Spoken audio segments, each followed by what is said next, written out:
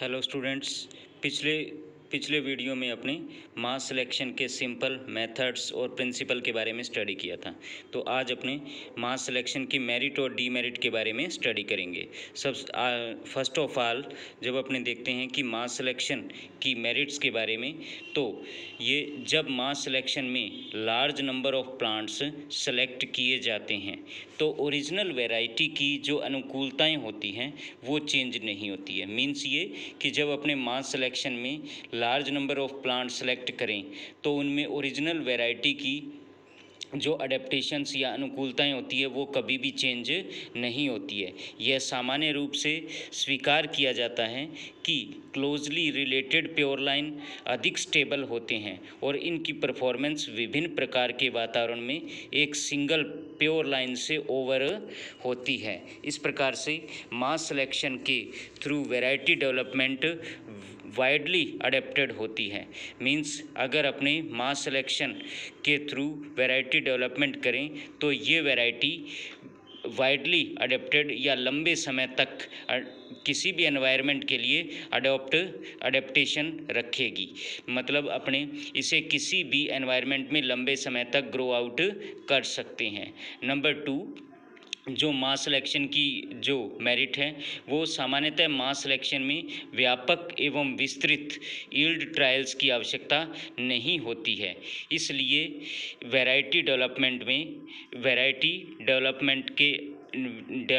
में टाइम तथा कॉस्ट दोनों की सेविंग होती है। मीन्स ये हुआ कि जो मास सिलेक्शन है उसमें यील्ड ट्रायल्स जो होते हैं वो लंबे समय तक उन्हें यील्ड ट्रायल्स करने की आवश्यकता नहीं पड़ती है।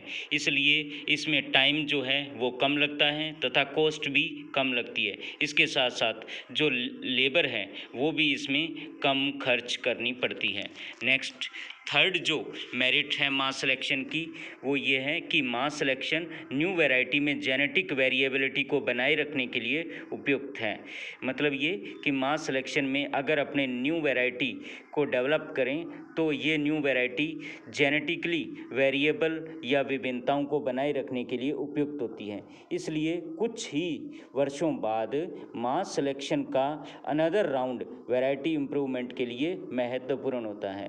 मतलब यदि अपने मास सिलेक्शन के थ्रू कोई न्यू वैरायटी तैयार करते हैं तो और इसी वैरायटी को कुछ वर्षों के बाद मास सिलेक्शन से इसका अनदर राउंड लिया जाता है तो वैरायटी इम्प्रूवमेंट के लिए यह महत्वपूर्ण होता है। अगर फोर्थ मेरिट की बात की जाए तो यह लेस डिमांडिंग मेथड होता है। इसलिए ब्रीडर अन्य ब्रीडिंग प्रोग्राम की अपेक्षा मास सिलेक्शन के लिए अधिक समर्पित रहता है। इसका मीनिंग ये हुआ कि जो मास सिलेक्शन है उसको जो अनदर ब्रीडर होते हैं वो कम प्रेफर करते हैं। इसलिए जो न्यू ब्रीडिंग प्रोग्राम होते हैं उनमें मास सिलेक्शन को अधिक प्रेफर किया जाता है और नया जो ब्रीडर होता है वो मास सिलेक्शन को अधिक प्रेफरेंस देता है। तो इस प्रकार से मास सिलेक्शन की डिफरेंट टाइप की जो मेरिट्स हैं वो अपने देखी। नेक्स्ट, जो मास सिलेक्शन है उसकी अगर मेरिट में देखा जाए तो इसमें क्या है कि किसी भी वैरायटी को रिसर्च करने के लिए जो मास सिलेक्शन है उसमें 7 ईयर का टाइम लगता है। तो जो फर्स्ट ईयर होता है उसमें 200 से लेकर के जो फर्स्ट ईयर होता है उसमें 200 से लेकर 2000 जो प्लांट्स होते हैं और ऐसे प्लांट्स जिनका फिनोटाइप सिमिलर होता है उन्हें सेलेक्ट किया जाता है। तो फर्स्ट ईयर के अंदर 200 से लेकर 2000 प्लांट्स सिमिलर फिनोटाइप के सेलेक्ट किए जाते हैं। फर्स्ट ईयर में ही जो हार्वेस्टिंग के टाइम में इन सीड्स को सेपरेट हार्वेस्ट किया जाता है और प्रत्येक प्लांट को अलग सेलेक्ट कर लिया जाता है। अगर ये फर्स्ट ईयर में होता है। नेक्स्ट, सेकंड ईयर के अंदर इन्हीं लाइंस को ग्रोइंग किया जाता है और इन लाइंस को इंडिविजुअली या एक एक करके ग्रोइंग किया जाता है। इसमें से ऐसी लाइंस जो इन्फीरियर हैं या जो जो यील्ड जो कम दे रही है या जिसमें डिजीज़ ज़्यादा हैं, तो इन सेग्रीगेटिंग प्रोजेनी को अलग रखा जाता है या रिजेक्ट कर दिया जाता है। थर्ड इसमें होगा कि जो सीड्स हैं उन या जो बल्क सीड हैं उन्हें रिमेनिंग प्रोजेनी के लिए या नेक्स्ट ईयर के लिए रख लिया जाता है। अगर थर्ड ईयर की बात करें तो तीसरे साल जो प्राइमरी यील्ड ट्रायल हैं या आईवीटी है उसके थ्रू बल्क सीड को स्टैंडर्ड चेक के साथ ग्रो आउट किया जाता है और यह देखा जाता है कि कौन सी वैरायटी कितना यील्ड दे रही है। मीन्स ये हुआ कि इनिशियल वैराइटल ट्रायल के साथ अपना जो बल्क सीड है उसको स्टैंडर्ड चेक के साथ या लोकल वैरायटी के साथ चेक किया जाता है कि कौन सी सुपीरियर है और कौन सी वैरायटी इन्फीरियर है। नेक्स्ट इसी में ही अगर सुपीरियर है, अगर आपकी नई लाइन सुपीरियर है तो इसे मल्टी लोकेशन यील्ड ट्रायल के लिए रखा जाता है। अगर आपकी वैरायटी अच्छा रिस्पॉन्स दे रही है तो इसे क्या है मल्टी लोकेशन या डिफरेंट एनवायरनमेंट में डिफरेंट जो पैलेसेस होती हैं उनमें यील्ड ट्रायल के लिए रखा जाता है। नेक्स्ट 4 से 6 ईयर के अंदर multi location coordinating trial check किए जाते हैं या मल्टी लोकेशन पर इन लाइंस को कोऑर्डिनेटेड ट्रायल के लिए रखा जाता है।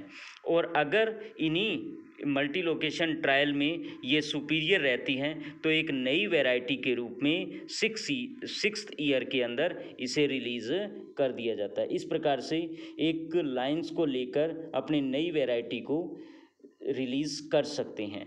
7th ईयर के अंदर इसी वैरायटी के सीड को फार्मर्स को सीड मल्टीप्लिकेशन के लिए डिस्ट्रीब्यूट कर दिया जाता है। तो 7th ईयर के आते आते इस रिलीज़ वैरायटी को मल्टीप्लिकेशन के लिए फार्मर को अवेलेबल करवा दिया जाता है। इस प्रकार से जो मास सिलेक्शन है उसके डिफरेंट टाइप की मेरिट्स को अपने स्टडी कर सकते हैं। नेक्स्ट अपना टॉपिक है डीमेरिट ऑफ मास सिलेक्शन। तो मास सिलेक्शन में मेरिट के साथ साथ डीमेरिट भी बहुत सारी हैं। तो मास सिलेक्शन के थ्रू जो वैरायटी डेवलप की जाती है वो वेरिएशन शो करती है यानी विभिन्नताएं शो करती है और न ही प्योर लाइन वैरायटी की तरह यूनिफॉर्म होती है। यही कारण है कि जो मास सिलेक्शन होता है उसमें प्योर लाइन सिलेक्शन की अपेक्षा उसे कम लाइक किया जाता है। मीन्स ये कि मास सिलेक्शन के थ्रू जो वैरायटी डेवलप की जाती है वो time to time variation show करती है और उसमें विभिन्नताएं शो होती है और प्योर लाइन वैरायटी की तरह वो एक जैसी या यूनिफॉर्म दिखाई नहीं देती है।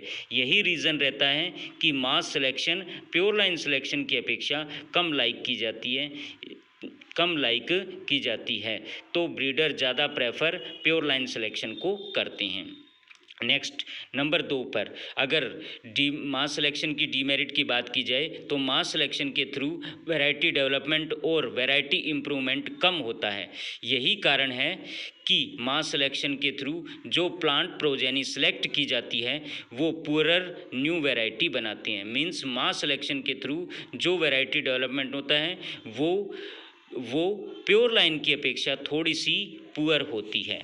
नेक्स्ट थर्ड जो डीमेरिट है इसका प्रोजेनी टेस्ट की एब्सेंस में यह निश्चित करना पॉसिबल नहीं हो पाता है कि सिलेक्टेड प्लांट होमोजाइगस है या हेट्रोजाइगस है।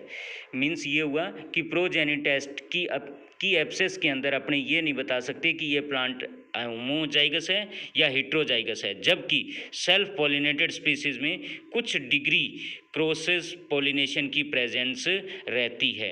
मीन्स अगर अपने मास सिलेक्शन करें तो उसमें कुछ न कुछ अपने को क्रॉस पॉलिनेशन प्रेजेंट मिलेगा। इसलिए यह संभव होता है कि सिलेक्टेड प्लांट्स में कुछ हेट्रोजाइगस भी हो और यह भी नहीं पहचाना जा सकता है कि सिलेक्टेड प्लांट्स फिनोटिपिकली और जीनोटिपिकली रूप से सुपीरियर है या नहीं। तो अपने मास सिलेक्शन के थ्रू जो वैरायटी डेवलपमेंट करते हैं वो फिनोटिपिकली और जीनोटिपिकली रूप से सुपीरियर है या इन्फीरियर है, इस बात को अपने नहीं बता सकते हैं।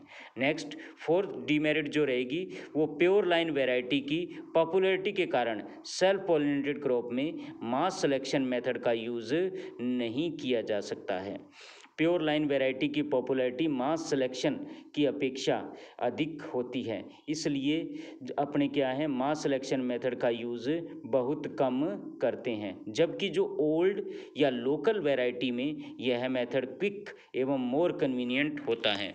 इस कारण अपने क्या है कि जो ओल्ड या लोकल वैरायटी होती है उसके अंदर मास सिलेक्शन को सेलेक्ट कर सकते हैं। Okay students.